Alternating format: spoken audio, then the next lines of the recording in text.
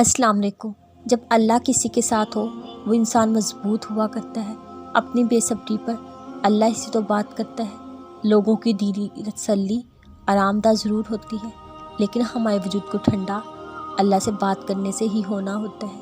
ہماری اٹکی سانس کو ٹھیک سجدے نے کرنا ہوتا ہے، اور پھر اللہ کی محبت ہمیشہ انسان کی سب سے بڑی طاقت بن جاتی ہے۔ وہ واقف ہے ہمارے مانگنے کی تڑپ سے، ہمارے مانگنے کی چاہت سے۔ بس کچھ چیزوں کے لیے صبر کرنا ہوتا ہے۔ کچھ دعاؤں میں اثر صبر سے آتا ہے۔ صبر کرنے پر اللہ اجر ہی تو دیتا ہے۔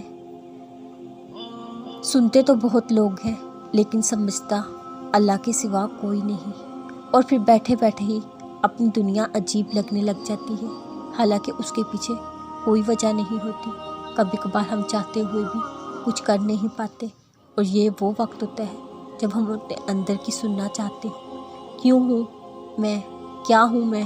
کیا ہم یا تو بلا وجہ ہو سکتے ہیں؟ پیچھے زندگی چھوڑ کر نئے رخ میں آنا زندگی کا چلنا ہی تو ہوتا ہے۔ بعض دفعہ ہمیں اپنے گناہ بے چین کر دیتے ہیں۔ نماز نہ پڑھنا، قرآن پاک نہ پڑھنا، درود پاک نہ پڑھنا، اللہ کا ذکر نہ کرنا، یہ چیزیں نہ کرنے سے ہم اکثر سوچوں میں رہتے ہیں۔ اذان کا احترام کر لیتے ہیں، لیکن اٹھ کر وضو نہیں کرتے۔ اپنے مسئلوں کو اللہ کا بتانا سیکھ لو، وہ سب حل کر دے گا، کیونکہ وہ اللہ ہے تمہارا، ہمارا جو بہت بڑا ہے۔ بے شک رب سے گہرا تعلق رکھنے والے زیادہ الجھا نہیں کرتے۔ بے شک ہر چیز اس اللہ کی نگاہ میں ہے۔ تمہارا رب خوب جانتا ہے جو تمہارے دلوں میں ہے، اور خدا ہی تمہارے دل کا بوجھ ہلکا کر سکتا ہے۔